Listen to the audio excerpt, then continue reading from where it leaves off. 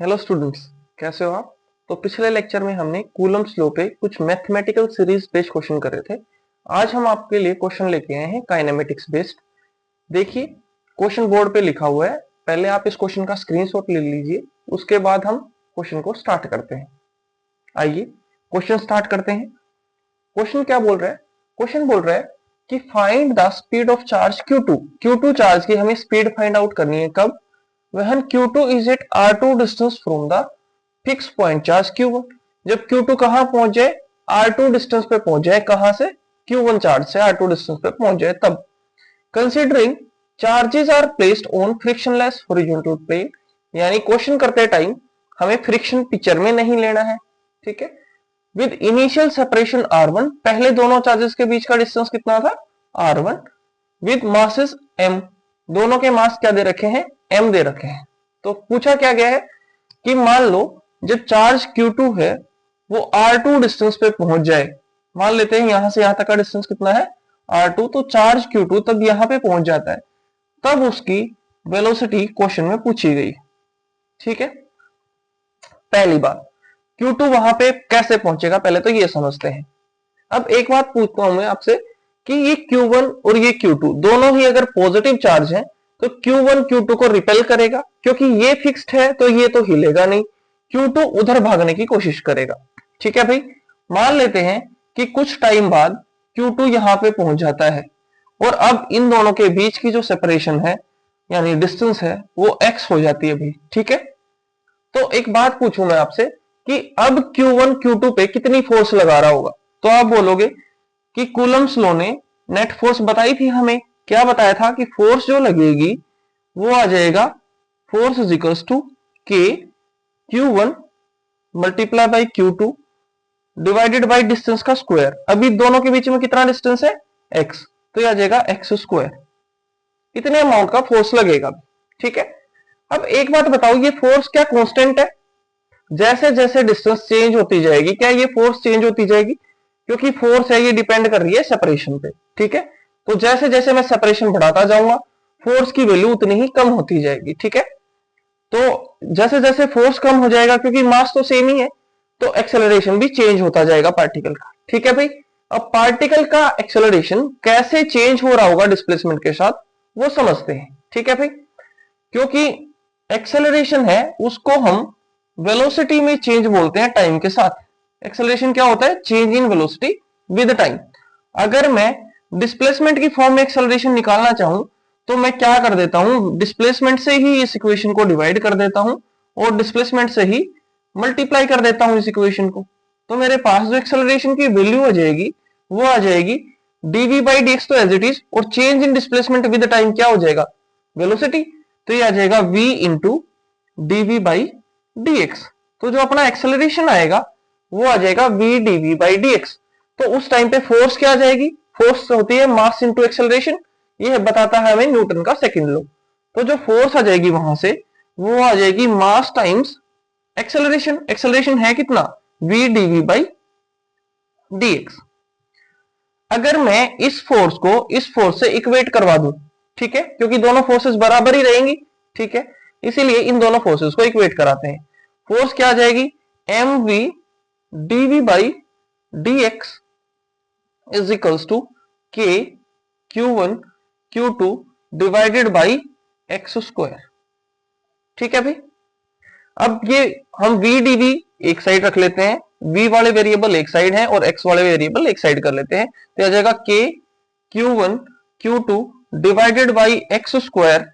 अब ये m है ये भी इस साइड ले आते हैं। ठीक है। और ये जो dx है इधर आके मल्टीप्लाई में चला जाएगा। तो अपने पास ये इक्वेशन बनेगी। ठीक है। अब अगर मैं इस इक्वेशन को दोनों तरफ इंटीग्रेट करूं, दोनों तरफ इंटीग्रेशन करने से क्या होगा? इंटीग्रेशन कहां से कहां तक लगेगा कि मेरे को डिस्टेंस चेंज करना है R1 से लेके R2 तक। पहले सेपरेशन R1 थी दोनों के बीच में, अभी सेपरेशन कितनी हो गई है? R2। तो dx की वैल्यू कहां से कहां तक चेंज होती है? R1 से लेके R2 तक dx की वैल्यू चेंज होती है। वहीं वेलोसिटी की वैल्यू कहां से? क्योंकि Q2 को रिलीज करा गया था तो उस टाइम पे वेलोसिटी जीरो रही होगी, तो उस टाइम पे तो वेलोसिटी जीरो आ जाएगी। जब Q2 फाइनल वेलोसिटी पे पहुंच जाएगा तो उस टाइम पे वेलोसिटी कितनी है? v है। ठीक है। अब इसका इंटीग्रेशन कर लेते हैं। वी डीवी का इंटीग्रेशन यहां से शुरू कर लेते हैं। वी डीवी का इंटीग्रेशन कितना हो जाएगा, वी स्क्वायर बाई 2, तो यह आ जाएगा वी स्क्वायर बाई 2। लिमिट्स रहेंगी 0 से लेके v तक। अब इस साइड का इंटीग्रेशन कर लेते हैं, क्योंकि k q1 q2 by m ये तो कांस्टेंट टर्म है, इसलिए हम इसको बाहर निकाल लेते हैं। k q1 q2 by m ये तो कांस्टेंट टर्म है, बाहर निकाल लेंगे। अंदर किसका इंटीग्रेशन बचेगा, dx बाई एक्स स्क्वायर का इंटीग्रेशन बचेगा, dx divided by x square. कहां से कहां तक, r1 से r2 तक, r1 से r2 तक। ठीक है, अब इसको देखते हैं। अपर लिमिट पुट करूंगा तो यह आ जाएगा वी स्क्वायर डिवाइडेड बाई 2, उधर कितना आ जाएगा, k q1 q2 divided by m। अब dx बाई एक्स स्क्वायर का इंटीग्रेशन करते हैं। अगर मेरे को इंटीग्रेशन करना हो dx divided by x square का, तो पहले मैं इसको ऐसे लिख लूं, इंटीग्रेशन x की पावर -2 dx। जब ये पावर ऊपर जाएगी तो x की पावर -2 हो जाएगी।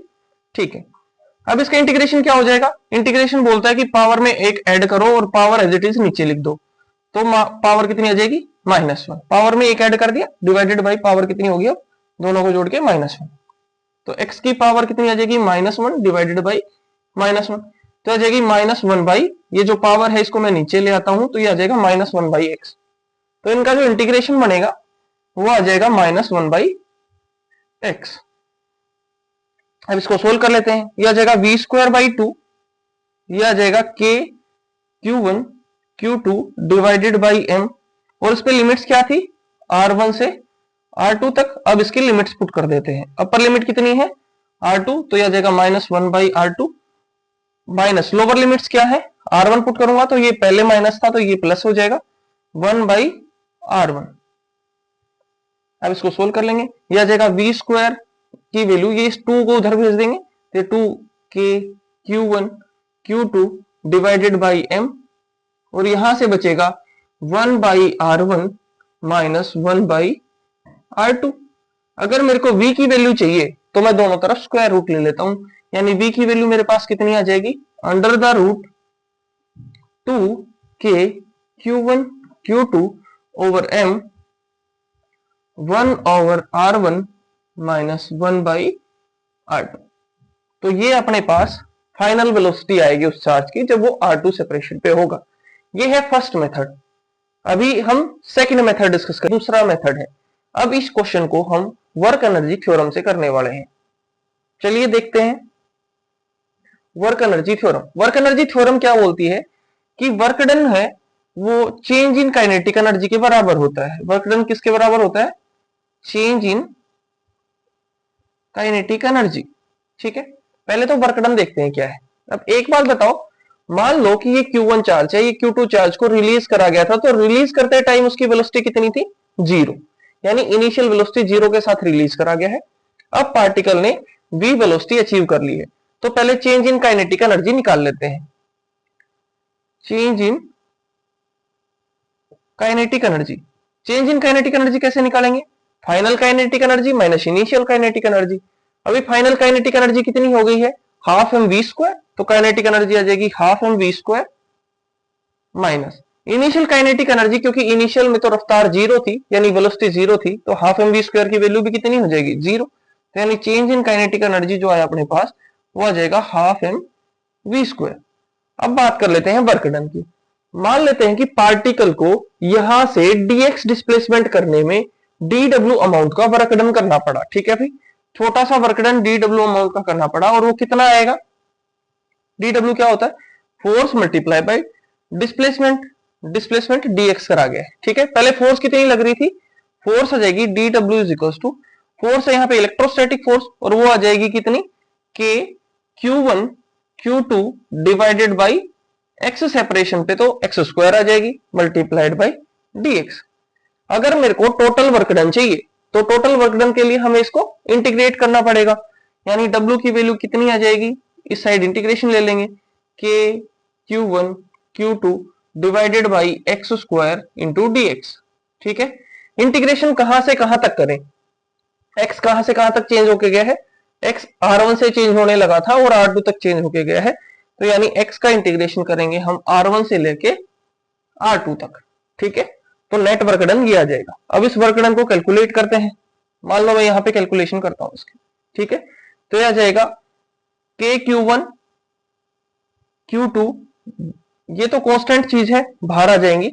अंदर इंटीग्रेशन किसका बचेगा, R1 से R2 तक dx divided by x square.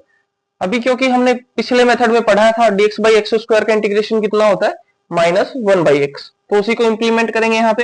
यह आ जाएगा k Q1 Q2 और इसका इंटीग्रेशन आ जाएगा -1/x, और लिमिट्स कहां थे कहां तक, R1 से लेके R2 तक। अब इसको upper limit minus lower limit put कर लेते हैं, तो अपने पास आ जाएगा k Q1 Q2 1/R1 -1/R2, जैसे कि पिछले में पढ़ा था हमने, ठीक है। तो अपने पास नेट वर्क डन ये आता है और चेंज इन काइनेटिक एनर्जी ये आती है। वर्क एनर्जी थ्योरम बोलती है कि work done he change in kinetic energy के बराबर होता है, तो इन दोनों को पुट कर देते हैं बराबर, ठीक है। यानी हाफ mv² किसके बराबर होगा, वर्क डन के बराबर, जो आया है कि k Q1 Q2 1/R1 -1/R2, ठीक है। अगर मैं यहां से v² की वैल्यू फाइंड आउट करूं तो v² की वैल्यू आ जाएगी कितनी, 2k Q1 Q2 divided by m 1/R1 -1/R2।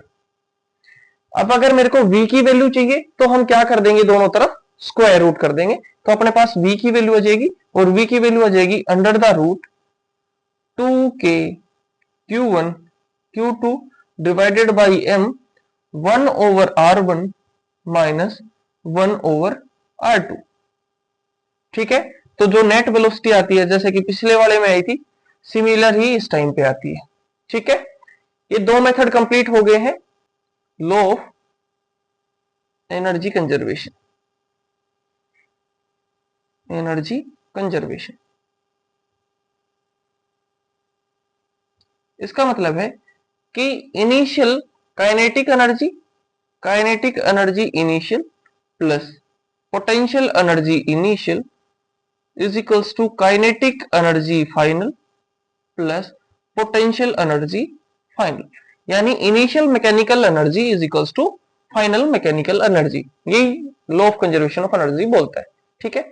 अब बात कर लेते हैं इनिशियल काइनेटिक एनर्जी कितनी थी, क्योंकि पार्टिकल Q2 पे ही रिलीज करा गया है, उस टाइम पे इसकी वेलोसिटी 0 थी, तो काइनेटिक एनर्जी भी कितनी रही होगी, 0, क्योंकि वेलोसिटी की वैल्यू 0 है इस टाइम, तो काइनेटिक एनर्जी कितनी हो जाएगी, 0 हो जाएगी। अब आ जाते हैं पोटेंशियल एनर्जी पे।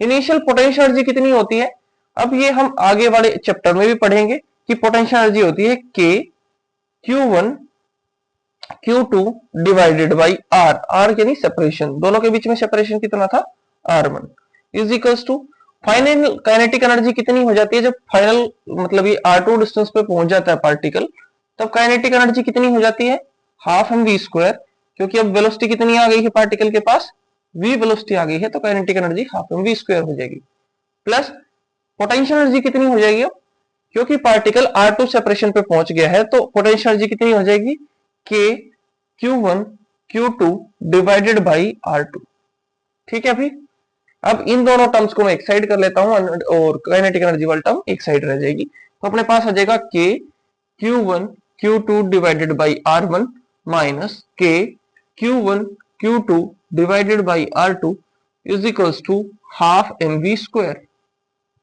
ठीक है। अगर मेरे को यहां से v की वैल्यू चाहिए तो हम क्या करेंगे, ये आ जाएगा इधर मल्टीप्लाई हो जाएगा, यानी 2 मल्टीप्लाई हो जाएगा m से डिवाइड हो जाएगा, 2k Q1 Q2 divided by m। यहां से अगर मैं ये कॉमन ले लूं तो मेरे पास यहां से तो बनेगा 1/R1 और यहां से बनेगा 1/R2, और उसकी वैल्यू किसके बराबर आ जाएगा, v² के बराबर। अगर मेरे को v की वैल्यू चाहिए तो v की वैल्यू कितनी हो जाएगी, v is equals to under the root, under root लग जाएगा 2k Q1 Q2 divided by m, और यहां से आ जाएगा 1/R1 माइनस 1/R2, तो ये फाइनल वेलोसिटी आई है, ठीक है। इसी क्वेश्चन के हमने 3 मेथड कवर करे हैं,